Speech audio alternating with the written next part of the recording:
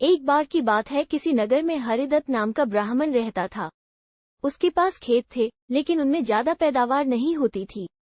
एक दिन हरिदत्त अपने खेत में एक पेड़ के नीचे सोया हुआ था।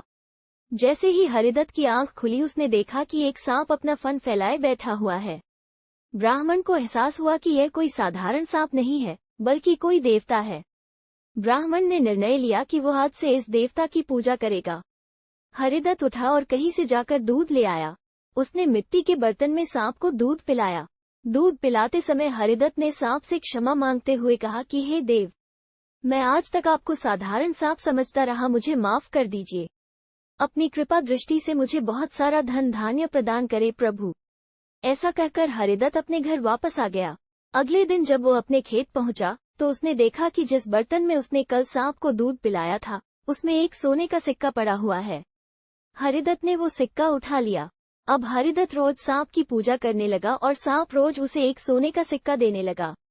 कुछ दिन बाद हरिदत्त को दूर किसी देश जाना पड़ा, तो उसने अपने बेटे से कहा कि तुम खेत में जाकर सांप देवता को दूध पिला आना। अपने पिता की आज्ञा से हरिदत्त का बेटा खेत में गया और सांप के बर्तन में दूध रख आया। अगली सुबह जब वो सांप को दूध पिलाने गया, तो उसने देखा कि वहां सोने का सिक्का रखा हुआ है।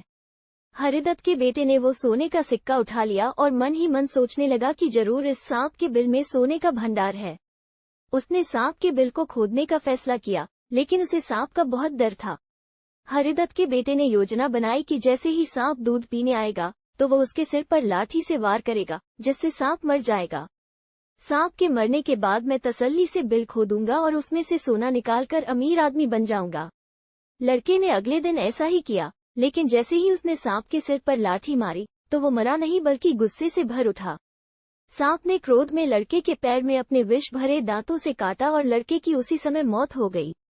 हरिदत्त जब वापस लौटा, तो उसे ये जानकर बहुत दुख हुआ। कहानी से सीख बच्चों, लालच का फल हमेशा बुरा होता है, इसीलिए कहते हैं कि कभी लालच नहीं करना चाहिए। हमारे पास जो भी हमें उसी से संतोष करना चाहिए और हमेशा परिश्रम करते रहना चाहिए।